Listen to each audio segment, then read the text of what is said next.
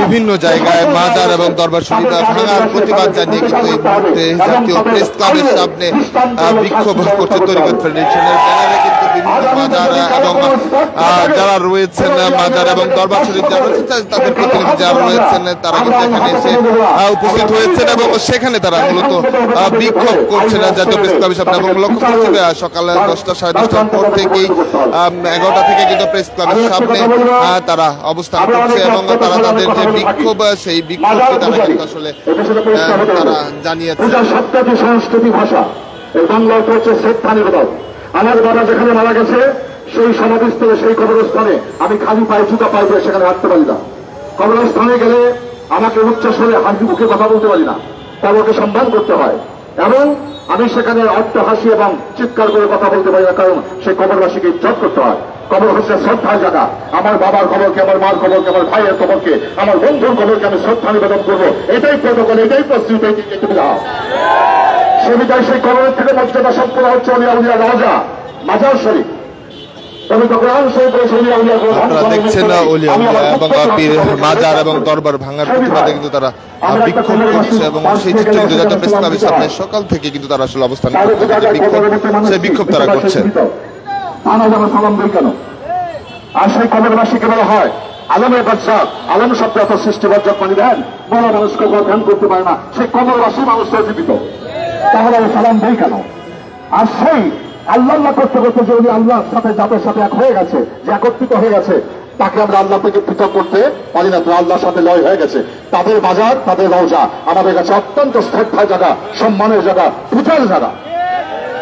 তো সেদিনাই আমি সকলকে আহ্বান করব, বিগত দিনে যা ঘটেছে তার প্রতিকার করতে হবে বর্তমান সরকারকে, তারা আইনের আওতায় এনে। এবং ভবিষ্যতে যদি তাদের সেই হাত কোন অলিয়া উলিয়াকে স্পর্শ করার চেষ্টা করে, সেই হাতগুলো আল্লাহর পক্ষ থেকে ধ্বংস হয়ে যাবে। এবং আমরা এই বাংলার জমিনে যত মানুষ আছি সকলে আমরা প্রতিহত করার চেষ্টা করব। কারণ আবু জাহেল, আবু লাহাব নবীর দুশমন ছিল, তাদের বাজার নাই। নমরুদ ফেরাউনের বাজার নাই। মাজার আছে কাদের? আমার রাসূলের পাক সাল্লাল্লাহু আলাইহি ওয়াসাল্লামের মাজার আছে, মাজার আছে সাহাবীদের, মাজার আছে ওলিয়া উলিয়া, মাজার আছে খাজা গরিবের নওয়াজ মঈনুদ্দিন চিশতি, মাজার আছে বড় পীর আব্দুল কাদের জিলানী, বাংলার জমিনে 360 আউলিয়া সরকার হাজার সাহেব তাদের দৃষ্টি আকর্ষণ করে বলছি, আপনারা আগামীকাল থেকে তাদেরকে ব্যবস্থা গ্রহণ করে তাদেরকে আইনের আওতায় এনে আইনের কাজ করে তাকে উপযুক্ত সাজা দেওয়ার ব্যবস্থা করবেন। এই কথা বলে আমি আমার বক্তব্য শেষ করছি। আসসালামু আলাইকুম। আল্লাহ তবিদত জীবিত থাকবে, নবী করিম সাল্লাল্লাহু আলাইহি ওয়াসাল্লামের সুন্নাহ জীবিত থাকবে, ওলিয়া উলিয়া জীবিত ছিল, জীবিত আসে জীবিত থাকবে। সেই ওলিয়া উলিয়ার আদর্শ ধারণ করে আমরা জীবন পরিচালিত করব। সকলকে ধন্যবাদ।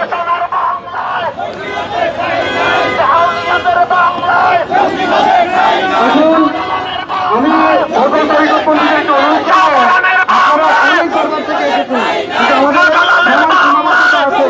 প্রেস নিয়ম অনুযায়ী আমরা তো 2 ঘন্টা করতে পারি না। এখন সবাইকে যদি 5 মিনিট করে ওঠেন তাহলে কিন্তু সবাই বক্তব্য দিতে পারবেন না। আপনারা একটু ধৈর্য ধরুন। এখন আমাদের সামনে সংক্ষিপ্ত বক্তব্য রাখবেন পীরজাদা শাহ সুফি শামসুজ্জামান সজীব, পীরে তরিকত, জয়পাড়া দরবার শরীফ।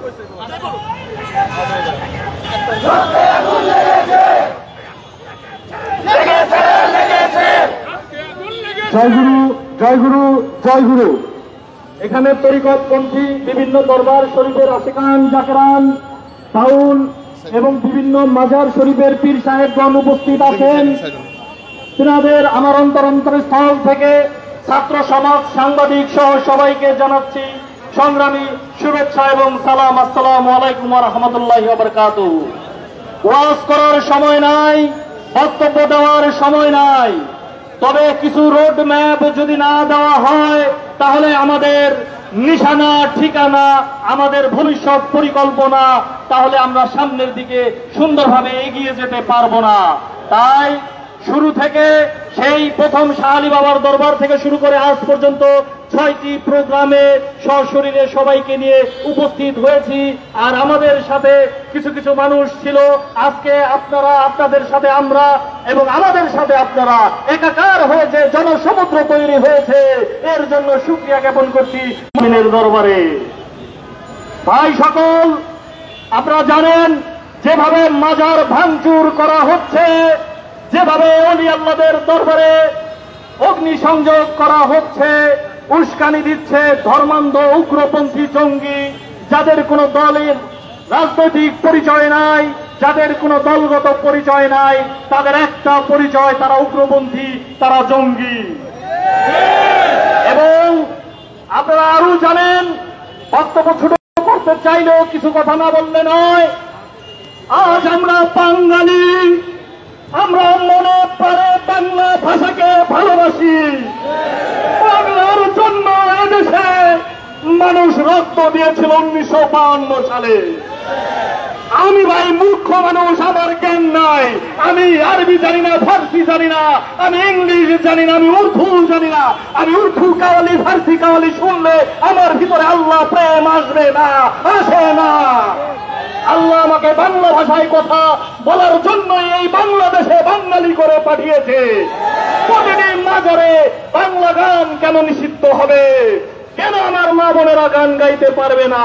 তারা কি আমাদের মা বোন নয়? তাদের কি এই দেশে তাদের স্বাধীনতা নেই? আমাদের কি ভাষা বাংলায় গান শোনার, গান লেখার, গান বলার কোন অধিকার নেই? আমরা কেন বৈষম্যের শিকার হব? আজকে মাজারপন্থী বলে কি আমরা বৈষম্যের শিকার হচ্ছে কিনা ভাইয়েরা ভেবে দেখার সময় এসে গেছে। যদি তাই হয়, আমাদের মাজারে যদি গান বাজনা, বাংলা গান এবং মেয়েরা গান গাইতে না পারে, এই বাংলার বুকে এফডিসি চলবে না, চলবে না কোনো টিভি চ্যানেলে গান বাজনার আয়োজন, চলবে না কোনো বার, চলবে না কোনো আড্ডাখানা, চলবে না কোনো বাইজি নাচানোর অনুষ্ঠান। সেগুলো যদি হারাম হয়ে যায় তাদের কাছে, আর আমাদের ইসলামিক জলসা হারাম হয়ে যায়। শুধু কি বাংলার জন্যে, শুধু কি বাউল ফকির দরবেশদের জন্যে আপনারা আনন্দ করবেন, আমরা আনন্দ করতে পারবো না আল্লাহ রাসূলের নামে? এ কেমন বৈষম্য? এই বৈষম্যকে এবার ভেঙে দেওয়ার সময় হয়ে গেছে।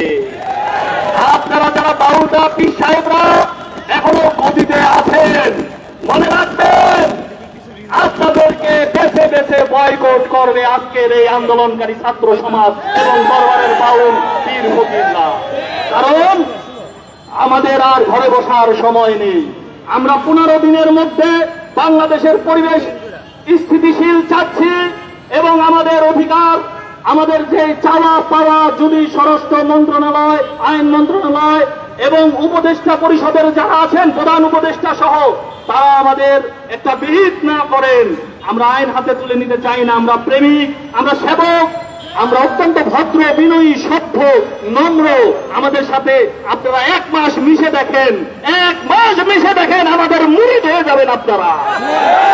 অতএব আমি আমাদের যারা কর্মকর্তা আছে, আমরা আজকের এই প্রোগ্রাম শেষে মেন যারা আছেন, ডক্টর আনিসুর রহমান জাফরির অফিসে আমরা মিটিং এ বসবো।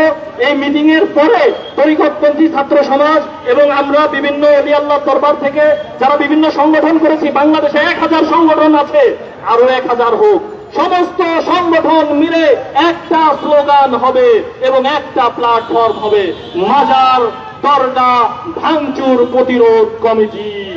এবং এই কমিটির মধ্যে সমস্ত দরবারের পীর সাহেব থাকবেন আহ্বায়ক এবং সমস্ত ভক্তরা থাকবে যুগ্ম আহ্বায়ক। এখানে কোনো পদের বৈষম্য থাকবে না। আমরা সবাই মিলে বাংলাদেশ থেকে তাদের দ্রুত প্রতিহত করে, প্রতিরোধ করে, আমাদের ওলি আল্লাহর রাহে আমাদের জীবন দিয়ে আমরা ইহকালীন পরকালীন কামিয়াবি নসিব করবো ইনশাআল্লাহ। ভালো থাকবেন, সুস্থ